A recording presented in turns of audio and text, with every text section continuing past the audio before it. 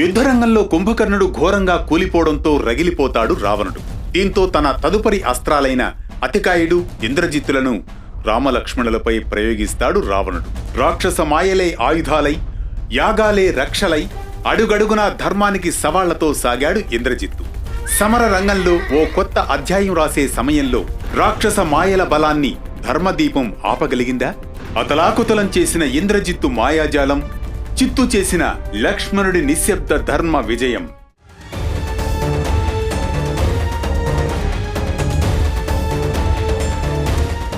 అనగనగా అది త్రేతాయుగం. రామరావణ యుద్ధం భీకరంగా సాగుతున్న సమయం. అతికాయుని వధానంతరం రణరంగం రక్తసిక్తమవుతుంది. రావణుని మనస్సులో తిరుగుతున్న ఒక్కో ఆలోచన ఒక్కో అస్త్రంలా మారుతూ ఉంటుంది. కుంభకర్ణుడు కూలిపోయిన తర్వాత కుంభ నికుంభాది వీరులు, దేవాంతక నరాంతక అతికాయ త్రిశురులనే రావణ నందనులు, మత్తుడు ఉన్మంతుడు అనే రావణ సోదరులు అంతా యుద్ధానికి వెళ్లి వారు కూడా మరణిస్తారు. పిదప యూపాక్షుడు, శోణితాక్షుడు, ప్రజంగుడు, కంబనుడు కూడా యుద్ధంలో రామలక్ష్మణుల చేత వానర భల్లూక సైన్యం చేత మరణిస్తారు. ఇక రావణుని అంతిమ ఆశ ఇంద్రజిత్తు. ఇంద్రజిత్తు యుద్ధ నైపుణ్యం, మాయా యుద్ధం, దేవతల ద్వారా పొందిన భయంకరమైన శక్తులు ఇంద్రజిత్తు కలిగి ఉండడంపైనే ఆశలు పెట్టుకుంటాడు రావణుడు. అందుకే రావణుడు, ఇంద్రజిత్తు, నువ్వు యుద్ధానికి వెళ్లవలసిన సమయం ఆసన్నమైంది అని ఆదేశిస్తాడు.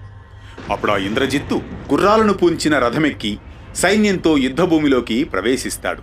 తన చుట్టూ సైన్యం ఉంటున్నా ఇంద్రజిత్తు మాత్రం కాసేపు ఎవ్వరికీ కనబడడు. మధ్యలో హోమం చేస్తాడు. కాని ఇంద్రజిత్తుకు అందరూ కనిపిస్తూ ఉంటారు.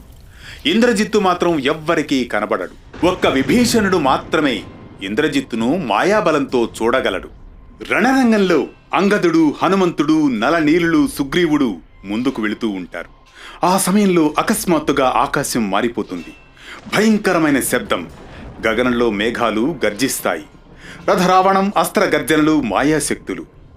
ఇంద్రజిత్తు రథంలో అడుగు పెడతాడు.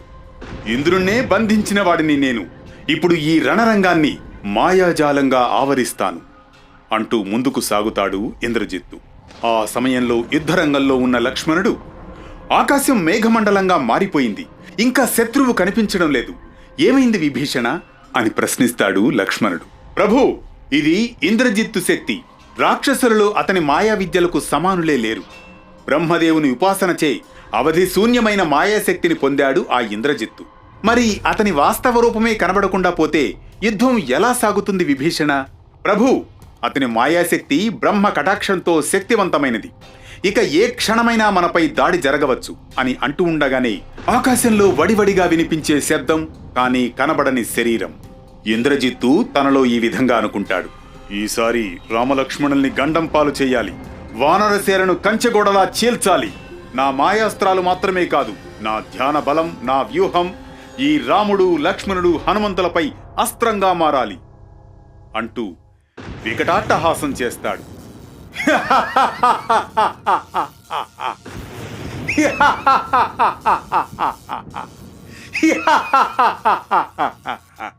ఓ రామలక్ష్మణులారా, ఒకసారి నాగాస్త్రంతో నేను బంధించాను, మిమ్మల్ని విడిపించుకున్నారు. ఇప్పుడు బ్రహ్మాస్త్రంతో మిమ్మల్ని బంధిస్తున్నాను. ఇవాల్టితో యుద్ధం అయిపోతుంది. ఇదే నన్ను ఇంద్రజిత్ అని పిలిచే శక్తి. అందుకే ఇంద్రజిత్తును నేను.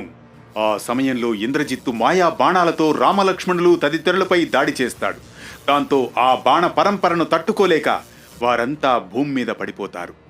అప్పుడు ఇంద్రజిత్తు ఒక్కసారి యుద్ధరంగంలో వికటాట్టహాసం చేస్తాడు.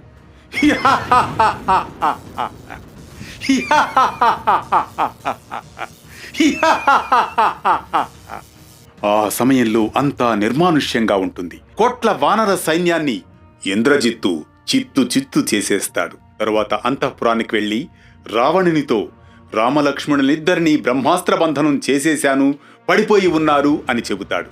ఇది కమ్ముకున్న ఇంద్రజిత్తు యుద్ధ వ్యూహం, సందిగ్ధంలో రామలక్ష్మణుల వీర ప్రతాపం.